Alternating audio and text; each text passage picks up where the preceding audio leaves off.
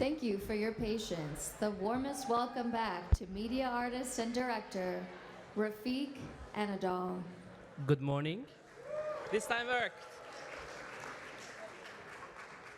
Thank you for your patience. It's great to be in a technological world of imagination. I would like to thank you so much for inviting me, everyone at McGovern Foundation, Aspen Institute, of course, Vilas and Vivian. I'm so grateful to be here this morning, to be able to contribute these incredible minds and souls that I hope that as an artist can maybe ask this question, should AI think like us? A question that is interestingly important in the age of machine intelligence.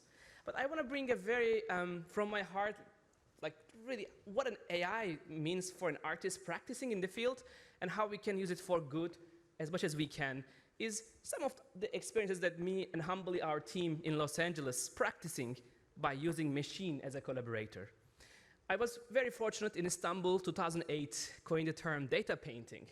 I was also very lucky to get my first computer at 8 years old, that my mother's gift, that truly transformed the idea of a one-day machine can become a friend. And I think as a child, we never think about dystopia of fears and losses, and we had this joy and inspiration and hope in our life. And I really tried my very best to bring the same context of life to the work that we are creating. But to me, when I think about data, which is the source of AI, I don't think about just a number or a cold document with lots of information. I see a form of memory, that memory can take any shape, any form, any color. And even sometimes I try to think that what will happen if there is no any Newtonian rules and regulations for imagination, that where this information can take any form, really any shape. And in this context, of course, our life completely changing. As humans, we are transforming into a physical virtual worlds. And I think my focus is really creating this imagination that has a potential of reinforcing again and again, understanding who we are in a world between physical and virtual. But I think we're also trying to become this whole new entities in life, because the technology is really changing who we are and how we understand, us personally, families, communities, cities, states, countries, world, and the universe. And sometimes we really remember or sometimes forget who is controlling us. And as an artist, I also feel all of us in these new entities of sense of displacements or sense of engagement, that we are always in these beautiful new worlds of imagination. So me and my team, my heroes, we are 20 people, can speak 15 languages, represent 10 countries in Los Angeles, practicing these mediums in a way that try to create art for anyone and everyone, and try to connect art, science, and technology, AI, neuroscience, and architecture, humans, machines, and environments, which I believe very important at this moment of life. And you can see many examples of work in the different scales, sometimes on the street where there is no gallery museum, where there is no beginning, ending. Art is truly for anyone, everyone. And sometimes we practice with recycled plastics from the ocean to give back to humanity something back that we maybe heard somewhere. Or try to think about the idea of data and AI as a collaborator in places like a hospital to give hope, a place like a school to give inspiration. And I believe that art should be everywhere in our life, instead of just a museum or a gallery. But of course, the galleries and museums in our life is very important for art makers, artists, and creators, because they are like incredible places where we think about, and I think the museum is a campfire for humanity, where we sit together, think together, and we are artists as are the humanities, sometimes compass, sometimes a signal of issues. We can try to ask questions, what is beyond reality? And I think it's an incredible place that also they say artists do not retire. And I think the life becomes the work itself. So I'm so grateful that last almost 10 years as a studio, we practiced across different mediums, and I'm so grateful that we were able to understand how the work means for the world. Instead of an egocentric work imagination, the idea itself became the work itself. And in this journey, almost, I will say, 10 years ago, I was the first artist in resident at Google's AMI program. A moment that I think AI was just starting. Maybe you remember this image on the left side. The very first time machine learning algorithm was depicting the train on all the animals, I guess, that can be depicted. And next to me, my mentor and teacher of AI algorithms. And since then, at our studio, completely changed the idea of working with machine intelligence. As Carl Sagan mentioned, imagination will often carry us to the worlds that never were, but without it, we go nowhere.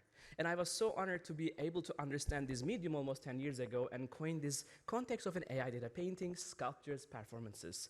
What you see here to me is not just an AI dreaming some documents and here's something else. To me, it's a representation of a human and a machine collaboration. An AI trained on almost 10 years ago, 1.7 million documents. And on the right side, the idea of one day if a machine can dream or hallucinate, and that would, I hope, not be a frozen pigment or just a bronze sculpture in a frozen time. I think when I look at the machine decisions, we treat the possibilities as a form of expression. And also, how we use AI is kind of different, because I really truly believe that this is a transforming imagination. When we extend our imagination, now I see new universes. I would like to show you some, instead of disappearing data sets, we look patterns of our heroes in the vast archives to honor, to remember, to get excited, to get connected with them. For example, Rumi, Persian poet's Masnavi in 19 languages, or Mozart's catalog of all his entire life. So what you see here is 6-dimensional data plattings of these incredible heroes of humanity, and I'm doing my very best to highlight how incredible people are and how we can use AI to remember instead of they become just another data. And of course, I have so many heroes like Frank Gehry, and he's a hero that I've been working closely. And in this room, I really asked this question to him. If machines can learn or process memories, can AI, can a building also dream, hallucinate, in order to remember or make connections between multiple peoples and the city? And thanks to him, our project almost now 8 years ago, in collaboration with LA Philharmonic, to honor the building itself through the 100 years of every single memories of the institution. And the idea here was, in a city where the Blade Runner was depicted, can a building truly dream? And to do that, we ethically collect 100 years of every single information, and we wrote every single estates from the Mozart to Stravinsky to you can imagine, and we asked permission before even touching their data. And this collaboration also recently happened in Guggenheim Bilbao, and this time we asked Frank's permission to use his entire life, and this time AI dreaming every day new worlds through his imagination. So I hope you can see this beautiful exhibition receive more than 400 articles, all positive, because we trained this AI with his permission, and this AI only using 4 iPhone charging for 1 year. So sustainable energy we were able to find in the cloud computing.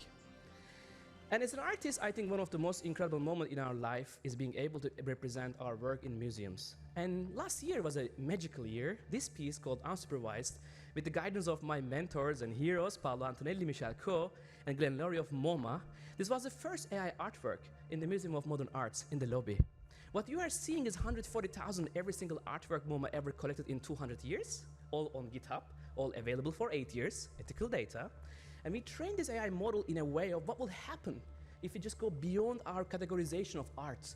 What will happen if there is not only painting, sculpture, movies, and all kind of art forms, even games? What will happen if the work itself is a living painting, can see, can hear, can feel the weather? The piece was ever-changing every single moment, and we received approximately 3 million people, one of the largest audience in the MoMA history. But I want to remind you one thing very clearly again, coming back 10 years later, still on the left, machine dreaming, on the right, me as a human, as the agency, I guess the word, that is truly there, being present. The vocabulary, the imagination, I hope it's a future that we should be all happy, that when we both equally and the AI doesn't take our creativity at all. And the most important part, probably not only me, but the idea of art in the age of machine intelligence was recognized as the first piece in the collection, received 3 million people with 38 minutes average experience. This moment was very important because it was a hope to other artists practicing in the field. It brought together critics, it brought together across the world people, and it was a hope for other museums, other institutions, that it's possible to practice with the artist with the newest tools. When it's done right, it can create a positive impact. And it's discussed, it is discovered, and who knows what will happen in the next 10 years. But I'm happy to say that museums like MoMA, like Guggenheim, like Pompidou are very important places. Smithsonian here in the DC, they're one of the most incredible people and dreamers of collaboration. And that was the reason me and my partner, Efsun, for 16 years working and living together, we thought that there are only 3 or 4 museums we worked together, and it took us years to practice. But what about the other artists? Like, what will happen to other people? Because the museums are heavily focused sometimes last century, and this medium we are working, every morning is a new morning. Like the new morning, the new brush, the new canvas, the new algorithm, we have to be so up to date that it's not easy for a museum to be in that speed. That's one of the reasons today I would like to share our dream, an AI museum opening in Los Angeles, California. And again, there's an amazing moment to just share this excitement, because one of the reasons that this I think, space that I hope that can bring together many people, creative minds, and truly honor the human-machine collaboration. And I do believe that it's possible to use cutting-edge technology with ethically, cutting-edge technology with the purpose of like imagination, respectful of different mediums. And I'm also believing that there is a time to also define what is going on here in this field of imagination. I believe that is AI algorithms giving us a chance of see, hear, read, smell. Our work last 4 years, we can create smells, molecular research on the smell algorithms. And I believe that maybe we can also find a term for this feeling. Maybe we need just a definition of that feeling itself. And for this AI museum, we start somewhere else. We decide to create the world's first AI model dedicated to nature. And it's not about replacing nature. It's about understanding nature, our most important thing, I hope our most inspiring thing, and also our most intelligent thing, which is the nature. And to make this project, we decided to start with a wonderful collaboration with permissions of institutions that we love and respect. We went one by one for 2 years and received 500 million images. And on top of that, we found lots of gaps that exist, unfortunately, in the academia, and we thought that we can contribute by traveling 16 different rainforests, bring the microphones, the cameras, and the drones and LiDARs, 2 petabytes of data. Again, a small team that is hard to like travel. You can imagine jaguars and snakes and all kind of incredible creatures of the forest. And we try to understand the language of this beautiful nature we have. Not about replacing it again and again. It's about understanding the nature. And then open sources data. So it's a museum that has its own AI model, that can open source its own, hopefully, data and residencies and so forth. And also, we just released this living encyclopedia, so you can now truly interact with it if you're interested. It's free, and you can experiment with it. It's a very hacky, very slow AI, not like the others, but it doesn't harm nature at all. But you can definitely experiment with it and give us feedback, please. It's a communal research, I will say, and will be an amazing tool, hopefully, for research, education. As a teacher, I found it so helpful in my practice. And it is demystifying every single information in it. You can truly see how much energy impact you have on the UI. You can be as free as you can to find solutions for what we don't have right now. But this AI model is not another beautiful API, another like advanced accelerated cloud computation and so forth. It's actually an AI model, truly with my 2 incredible mentors, Chief Nishivaka and Putani of Yavanama people, giving me and my partner the true depth and context of what does it really mean to live in the nature. And this AI is not just another wonderful data sets, it's truly mentored by the people protecting our rainforest, the lungs of humanity. And this is the words of Nishivaka. He says, it's new times, we are living now. Time for forgiveness, time for love, time for spirituality. It's time for humanity to look back to the origins, to the earth, to our hearts, to learn to love and respect one another, to make alliances, join forces. This is the moment. I'm honored for almost 5 years joining the forces with these incredible people, giving me a fresh perspective of what does it mean to be a human. But also I ask, what is really your dream? What is missing in this wonderful world that you are in? And he said, I'll be very happy if our culture is not in our minds or on our hearts, but in a museum, in a place like that we all have museums and culture spaces. That's how we join our forces. These are the paintings of Yavanama people. They are called kınız. They're all ethically sourced, incredible 12 paintings. And the chief and the young ones ask for us to collaborate. They ask us to train an AI model with their wonderful work. And we created this collection called Winds of Yavanava, which is 1,000 artworks trained on this permission. And then on top of that, as you can see on the left or left, there's a beautiful machine that 1 year sent us the beautiful patterns of the forest. And we were able to create this collection, sold on the blockchain transparently, without any middle institutions or anything. The whole artwork generates significant funding transparently, and we built the first museum and the culture center in Amazonia, in rainforest. So it's possible to use AI and data and technology in a way that we can transform many communities. And we did this from our hearts before. What does it mean to open a museum, really? And truly understand with the people who really need that. And most importantly, Yavanava people are the first people recognized in 50 years, the first cultural leaders in World Economic Forum. And I want to finish this wonderful moment to again remind Vilas and everyone at the McGovern Foundation. In September, we were honored to bring this AI model to one of the most important places in the United Nations in New York, and we together discovered that it's possible to show world leaders, to show humanity, it's possible to do good things with AI. Starting with Homo sapiens, 15,000 years ago, we approximately 108 billion people have lived, of whom approximately 8 billion are alive today. So time to be sensitive for our future, because we will all be living there. And here you can see our AI model bringing together wonderful people at the United Nations in a world where we have war, separations, and conflicts. A place where things are hard to discuss, but sometimes art brings their hope, inspiration, and joy.